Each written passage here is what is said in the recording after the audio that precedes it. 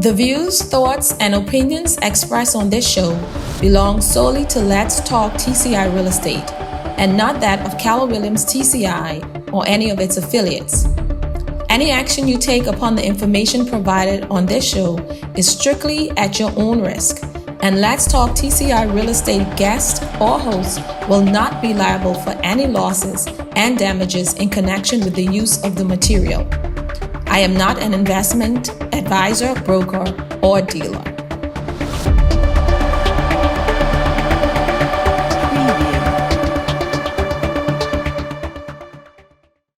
Thank you so much for introducing yourselves. And like I said, we're going to get right into the questions because there are a few hot button topics, hot button questions that I'm sure that everyone will want to hear about. So as a real estate agent, we believe that it is very important for customers to get pre-qualified before they begin to look for real estate. Can you tell me if RBC does pre-qualifications for customers? And if yes, what is the turnaround time? And any of you can answer. We do pre-qualification, but we would need most of the information. We would need your financial documents, such if you're employed, we would need your job letter, pay slip for 1 month, deposit activity for your salary for the last 3 months. We would need your banking information, such as your liquid cash, your assets. We need to confirm those things also.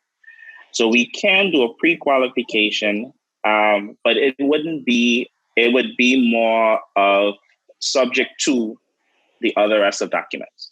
So we can do that. Mm-hmm. Okay, so you can do a pre-qualification. So let me say this. So then if I want to be pre-qualified and I have to bring those original documents up front, or is this something I can provide over the phone or in a meeting with you just as an estimate to get a pre-qualification amount? Remember, this is not your approval, but just to get an idea. We usually do that at the first stage once we meet with the customer. So we will do all the calculation. They will give us the amount that their income, their bills, and everything like that. So we will do the calculation because we can lend, well, in banking terms, total debt service, and we know all these calculations. So we can actually give a customer a round figure and say, well, you can go out and look for a house for this amount to start shopping. So we can do that.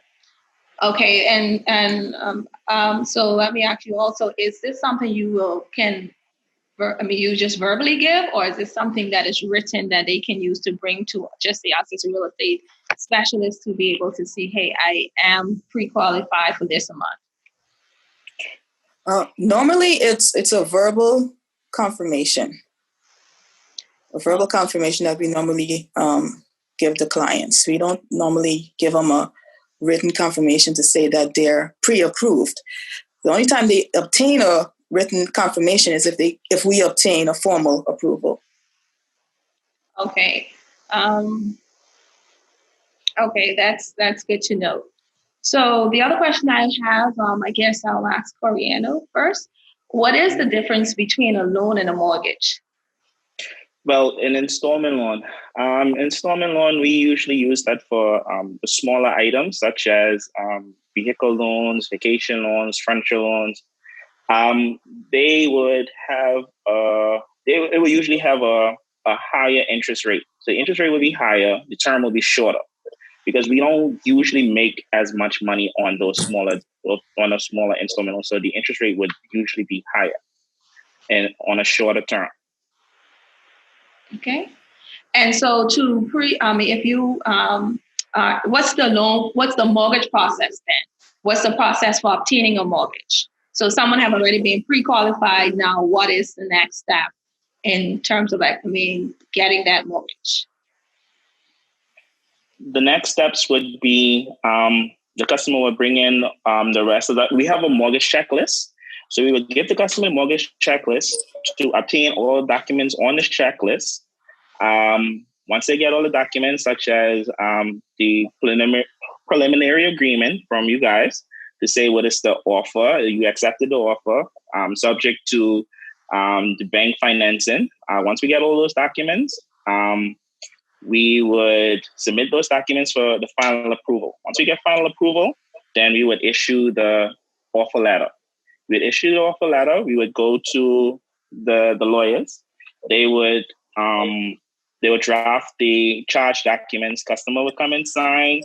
Once that was all signed and everything is done, we would submit it back to the lawyers. The lawyers would send it to land registry, get the charge registered. And once it comes back to us, then we would disperse and pay the sellers. Okay. So what do you say is just a estimate of a turnaround time for a mortgage process from start to finish? Perfect. In a perfect world. I did one in about 6 weeks, and the customer wasn't even in the country. And I turned it around and it was about 6 to 7 weeks. So if it's a perfect customer, yes, the time is the longest wait would be registration.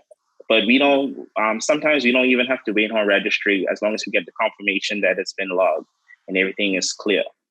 So we would draw before the registration even is completed. Okay. So Rose, I'll ask you then, because he talked about a mortgage not on, for customer or non-resident or customer not on island, is the process the same for non-residents versus residents when it comes to applying for a mortgage? The process is typically the same. It's typically the same. The client doesn't have to be, like Corey just mentioned, the client doesn't necessarily have to be on island in order for us to close. We can exchange the documents via courier, but the process is typically the same.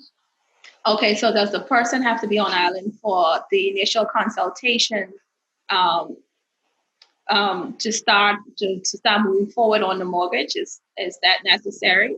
I'm just asking. I know we've had a situation where a bank has said we refuse to speak with a person if they're not physically on island. So that's why I'm asking the question. If you are a non-resident and you are interested in taking a mortgage, can that person, do they have to be on island for the consultation to begin? I mean, we've had instances where we do not meet the client until they're here on island to stay at their property. So I would say it's not necessary that you have to be on island in order for us to move forward with your transaction.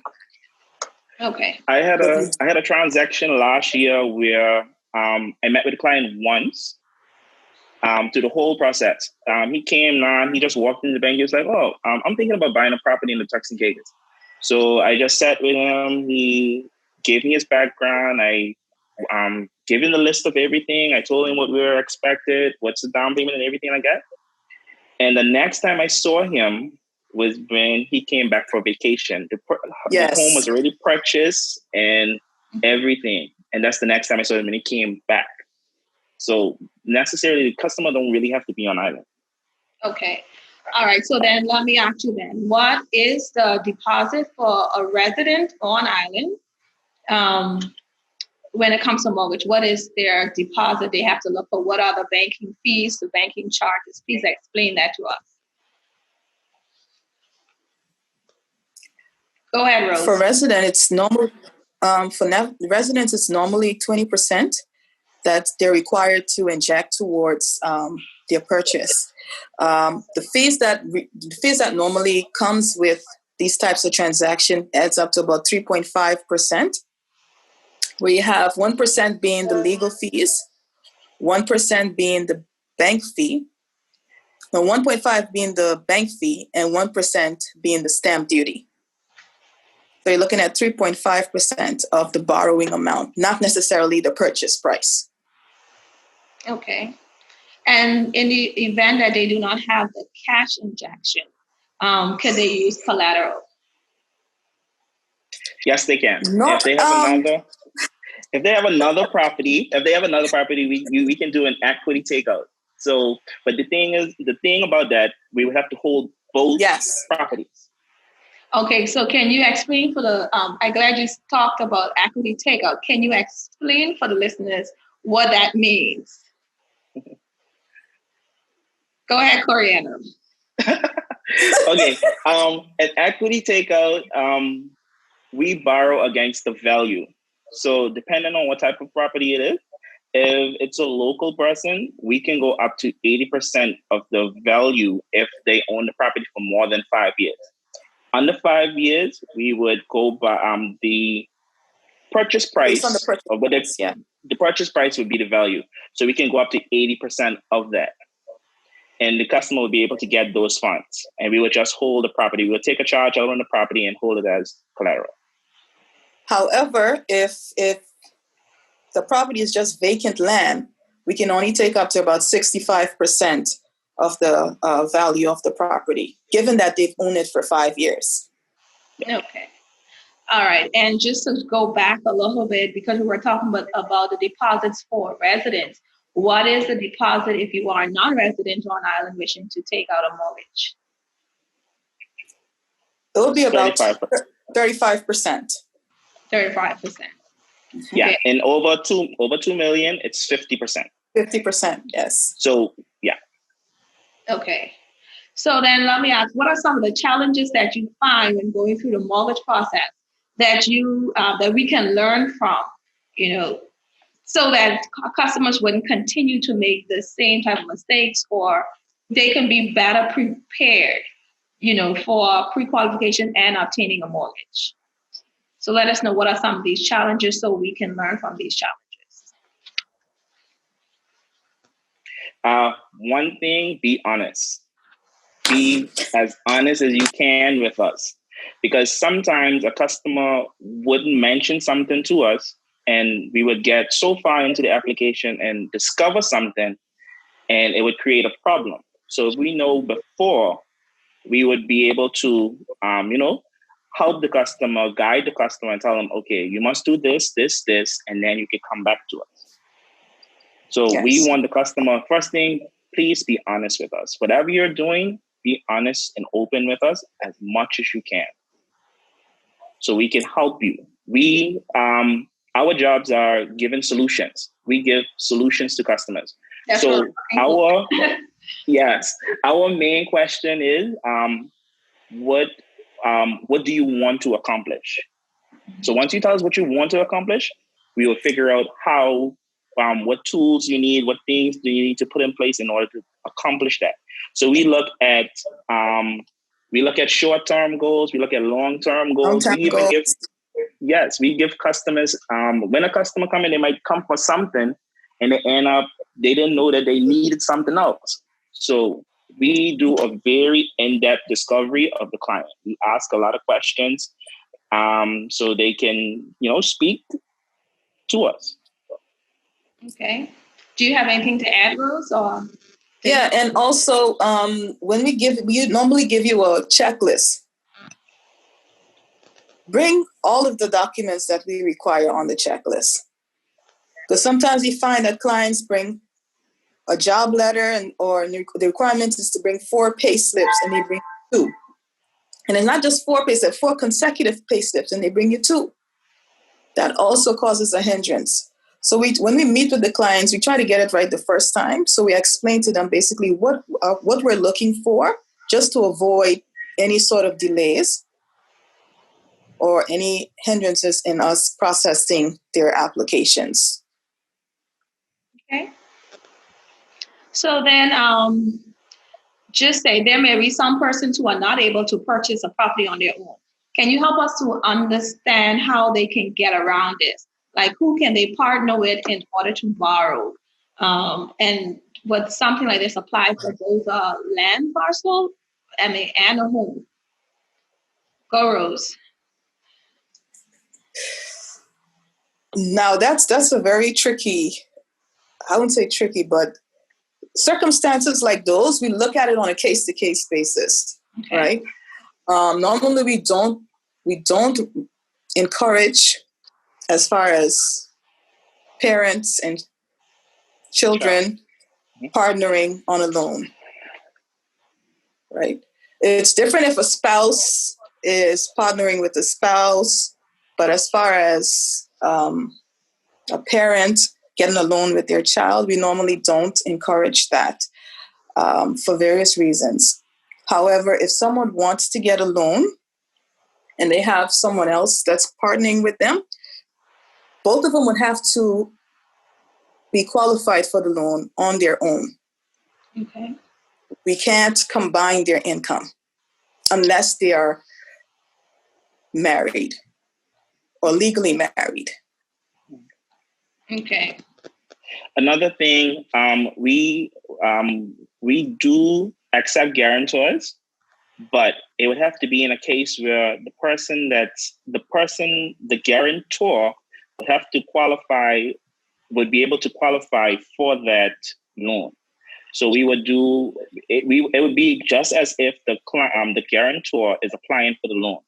So in any event, the applicant is they default, that guarantor would have to be able to take on that debt. Okay. Yeah. So we don't encourage both like Howard Rose said, we only do it for married couples. Okay. So mainly. Yeah. It's not to say you cannot, but it's preferred for married couples. Other than that, each person has to be approved as an individual person. Yes. Okay. Yes. But we do look at it case by case, though. We don't ever say no to an application. Case. Yeah. So we don't blanket everything with just the policy. So we would ask the customer, please come in to see us. Let's sit down, discuss, we can find a solution. So we wouldn't say, no, we don't do it, but we would look at it. Okay. All right. I understand that. Okay. So can you, explain to me about your interest rates? That's a question we normally get from, a lot of customers. What is the interest rate? I know some banks don't like to share the interest rates, the information. What interest rates do you offer? Please explain to me what's the difference between a fixed rate and a variable rate, and what you think it is. I'm trying to get customers to ask you the correct question when they walk into the bank. So let me know what's the difference between those two, and what do you usually recommend, with someone? Rates, we don't use, okay, let's put it this way. We will never lose because of a rate.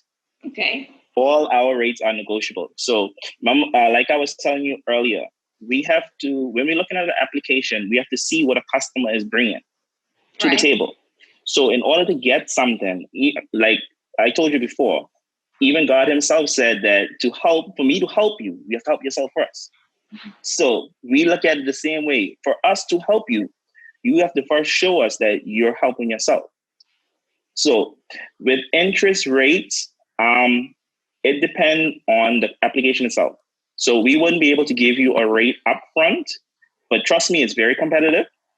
So depending on the application, we could offer you a great rate.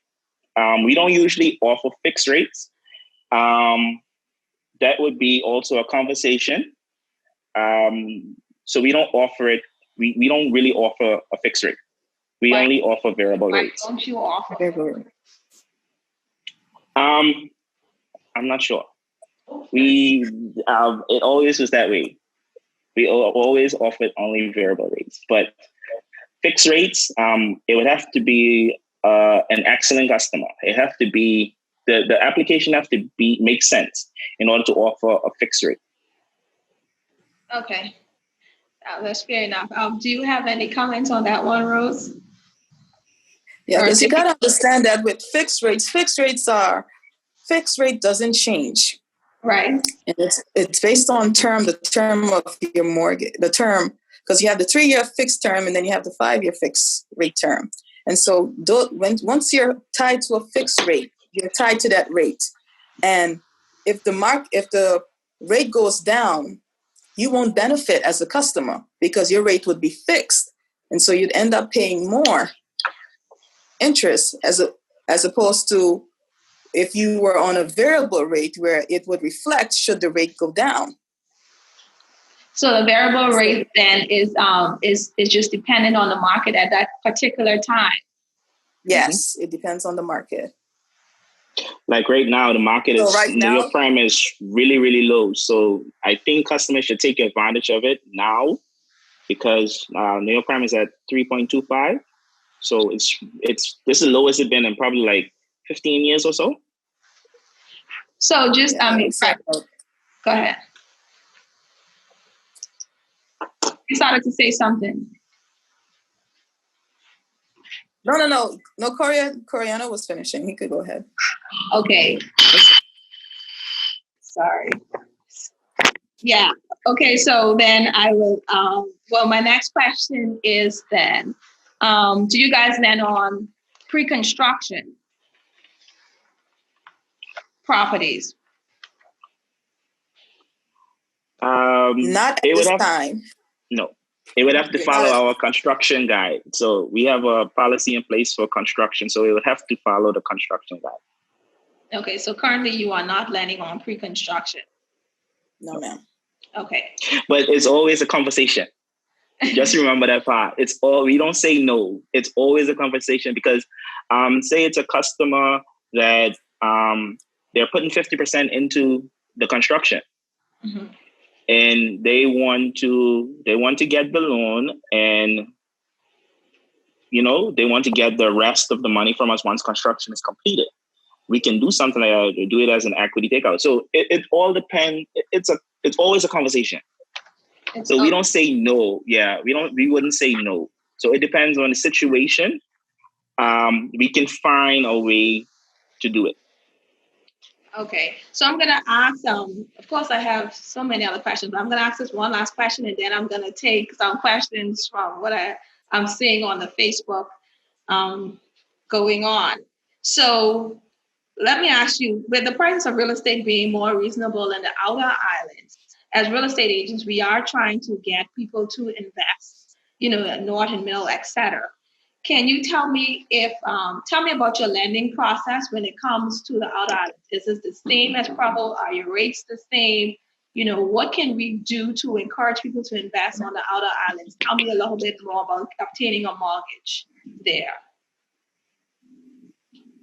At this moment, I would say that the bank is not lending outside of Providenciales.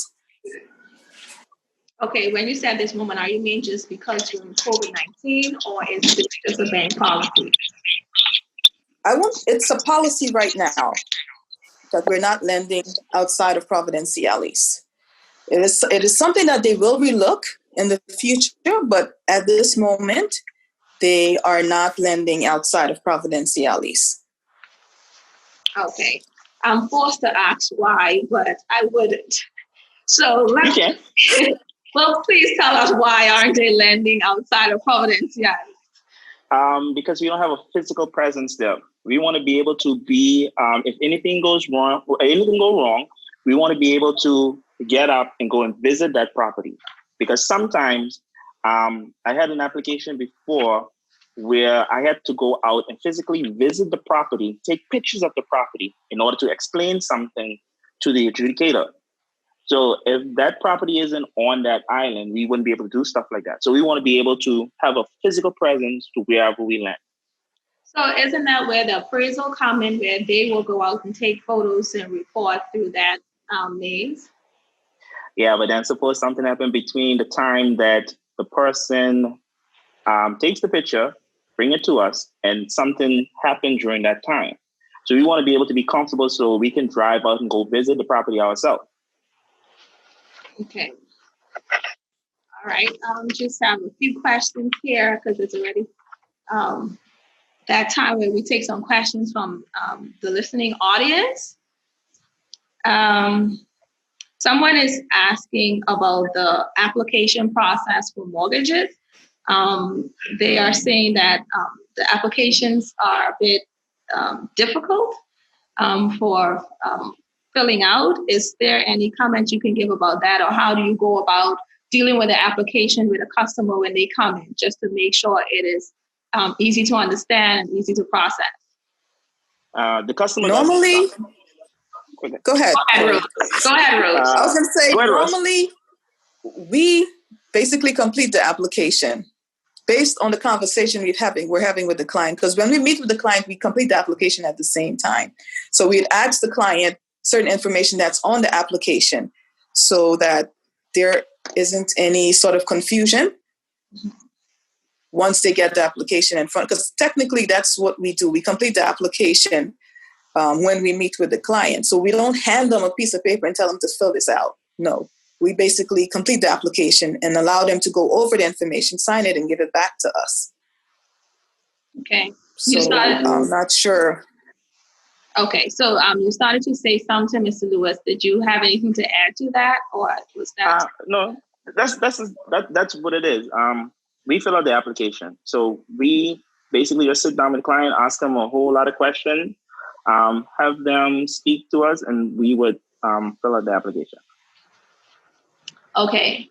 I do have a question from student who just recently came back from school, and they just wanted to know what can the bank, or they're coming back from school, they want to make an investment, whether it's a home purchase or even an investment property, what it is that the bank can do to assist them with this process, or I would probably add to it, probably what can you advise them that they should start doing even while they are off to school in order to pre-qualify for a mortgage?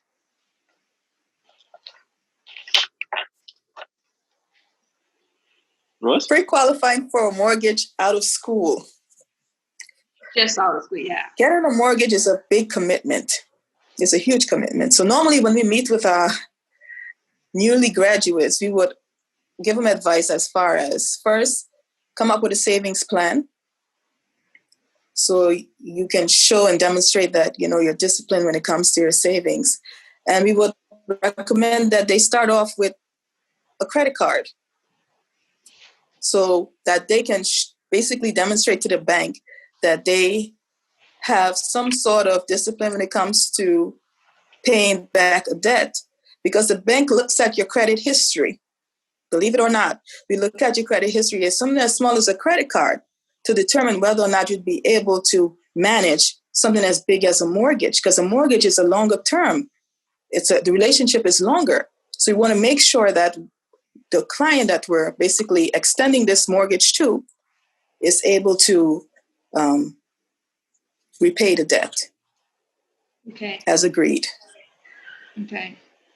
Another question. Coriana? Go ahead. Coriana, you wanted to say something about that? Oh, yes. Well, Rose actually said exactly what it is. Coming fresh out of school, starting the work world, you're not sure about certain things. So we try to steer them to start saving towards this big purchase. We want you to be stable in your job, because once we're doing the application, stuff like that, job stability, stability on a whole, you have to show that you're stable before we can enter into a relationship for 20, 30 years. So we have to know, we have to trust you. You have to show that you're trustworthy, basically. So we just don't want you to come in on the street and, you have to commit. We have to show you have to show your commitment. Okay. So another question is this a good time to refinance? To refinance your mortgage or your loan? Is this a good time? It depends on why you want to refinance. So if you want to do, say, if you want to invest in something else, you refinance to get some cash to invest. Yeah, it's a good time. During the time when interest rates are low, it's the perfect time. Okay, then. Sorry, I'm just trying to read these questions. It's just, can students apply for credit cards? That's a question they ask, can students apply for credit cards? They can, but it would need to be you would need to be done with a guarantor. So maybe their parent they would apply for the card and they can get a supplementary card and operate that card. But our lending is based on the ability to service the debt. So if a student wants a credit card, how will they be servicing the debt? So that's one thing that we would ask. We're not going to say no, but we need to know how they're going to service the debt. Okay. Okay, how do you redeem yourself if you have a bad debt with the bank? Oh, that's easy. We have people, we have counselors. You can set up a payment plan. So the hardest thing, the one thing the bank don't want to do is to write off a debt or repossess someone's home, because we actually lose once we repossess a home, because that means we lose out on interest. Mm-hmm. So what we want to do, we usually bring the customer in, see what is the situation, why did that went bad, what you can do going forward, if you can make payments, how much your payments can be. And once you can show us that, because my boss always say, sometimes there are bad situation and not bad customers. So maybe the customer was in a bad situation. So as long as we can prove that it's a bad situation and not a bad customer, that's easy to get them back on track, because we try to help customers. Okay. We're not in the real estate business, like they would say. So then I would ask, in terms of helping customers, then, if somebody's house is being foreclosed on, right? Can you explain to them what their what their rights are? Do they have an option to, after you as a bank, you have already put their properties out to a real estate agent to be sold? Can they make it better where their property doesn't have to continue to go through the process, even though it has already started? Wow. We try, well, before it even come to that, we try to reach out to the customer multiple times. Like, we would wait a while and try to reach out to the customer, tell them to come in so we can work out a deal. Most time when it reached to that point where it's at a real estate, it's too far then. It would have been gone to the court. Yeah, gone to the courts, and we have legal right to sell and stuff like that. So it's too far gone. Okay. One of the questions I'm hearing is, why is there little going towards the principal and so much going towards the interest? Well, they're taxed based on the outstanding balance, the outstanding principal balance. So we calculate based on what is outstanding. So upfront, you would pay more interest. Like for the first 3 years or so, you would pay more interest because remember you have the principal balance is so high at that time. So the more you pay over the years, it would split and go more to the principal, depending on So it also depends on the term of the loan also. So the shorter the term, the more of the payment would go to the principal. You could also, some customers, what they do, we qualify them for one price, and say they get a raise or something like that, they would come in and ask us to increase the payment. And you would see a big difference, because the split would be, you would see the split, because more of that payment would be going to the principal. Whatever difference you put in, it would be going directly to the principal. So you would be paying less interest because the principal amount will be going down faster than it's scheduled to. Faster. Yeah. Okay. So our advice usually be, if you can make extra payments to your principal, then we would recommend that you do that. So by then you would see that more payments would be going towards the principal as opposed to the interest to what you would be seeing like in the initial years of your mortgage. So we usually recommend clients to do that. Okay. If you get a big bonus at the end of the year, you have a huge sale you get commission from, make some payments to the principal. Yep. Okay. So, we just to stop you just for a minute, just for those who are listening. We have already passed our 15 minutes for questions, but I'm going to ask 2 more questions because it's like the questions are just coming.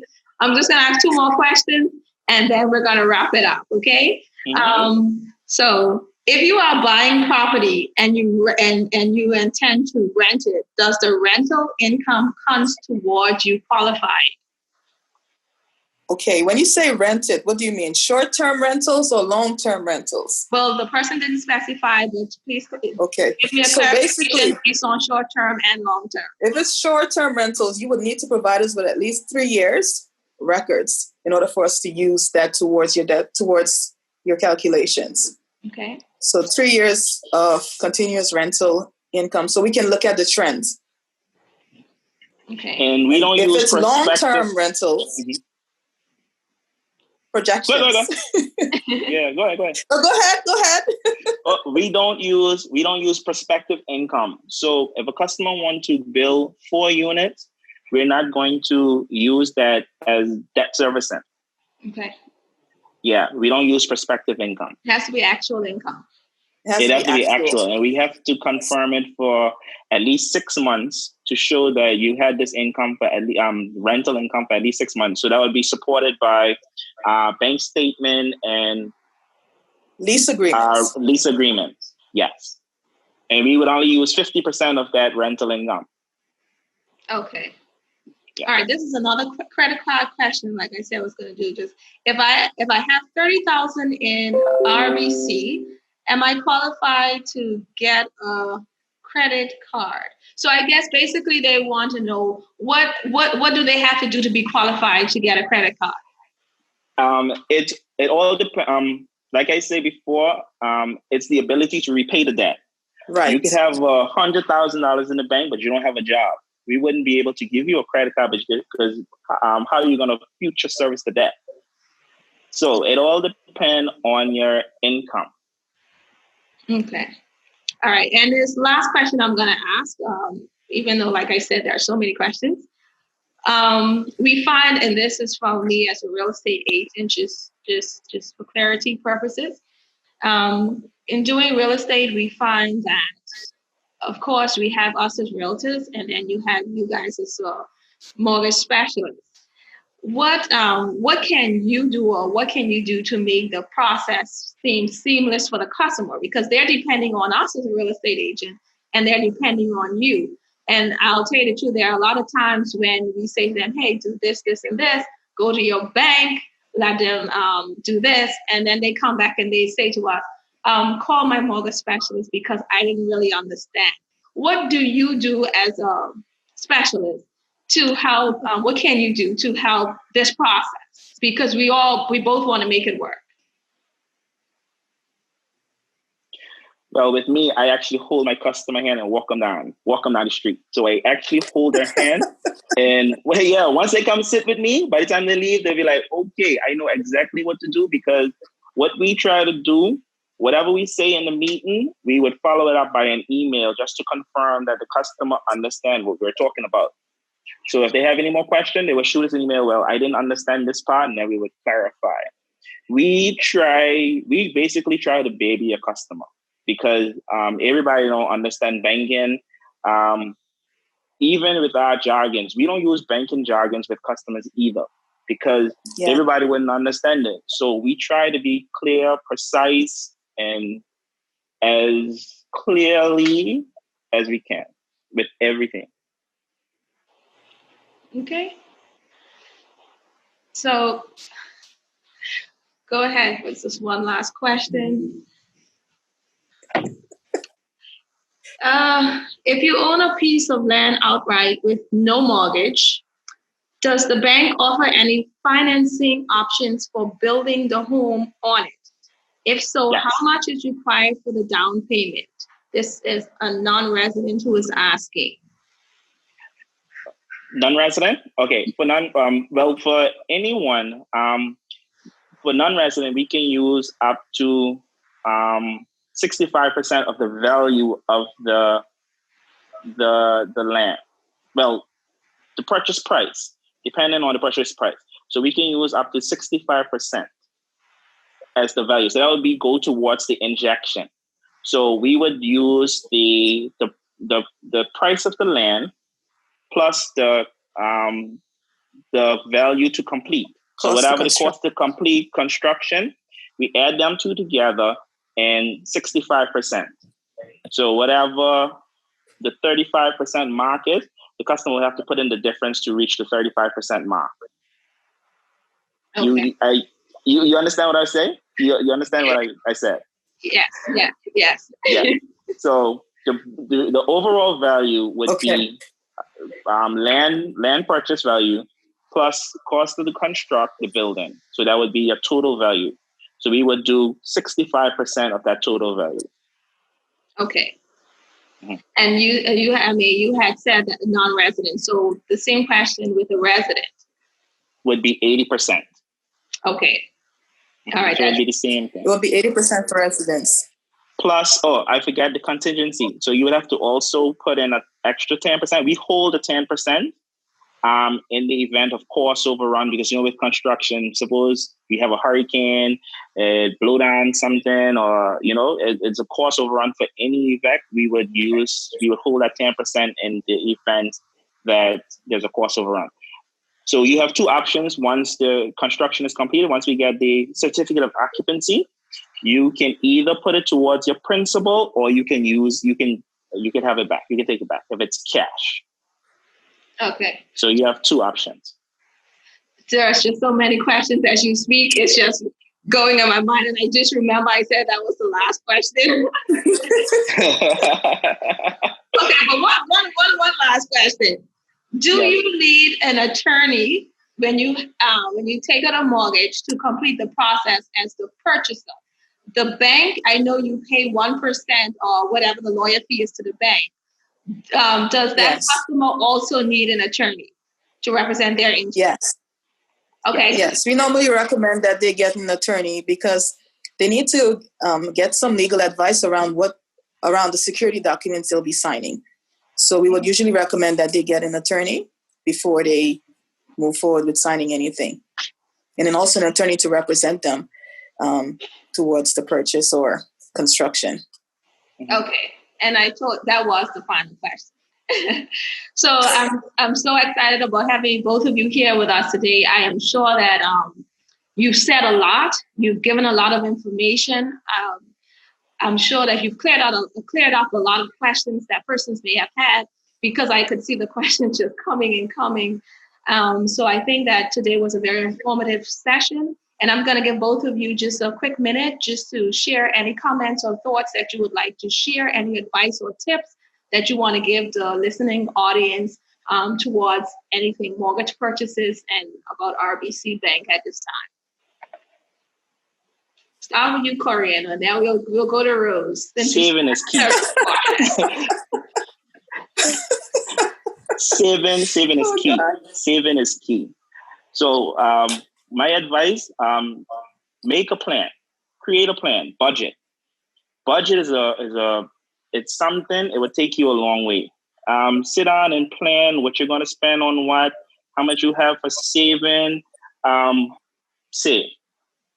Once you can show that you've been saving, once you come to the bank, trust me, it would make a big difference. It would make the process easier, smoother, as long as you can show, if you don't have a credit history already. So just try to save. Even if it's $100 every pay period, try to save. Just to show, well, look, I'm committed to something. I want you guys to help me. Okay. Yeah. Okay, Rose. Because that's important. Also, before you do anything, try to sit with a financial solution specialist or mortgage specialist. So you know basically what your budget is. For example, if you're building, you'd want to sit down with a mortgage specialist to see what you qualify for. So you would know how to move forward in regards to your plans or as far as hiring a contractor. So you would know what your budget is. Before you purchase as well, you sit with a mortgage specialist so you know what your budget is as far as what you would qualify for if you were to purchase a property.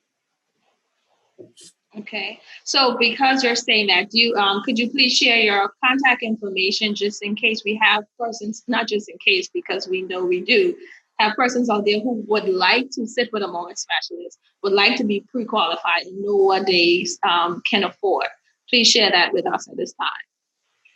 Okay, my cell phone number is 232-4776.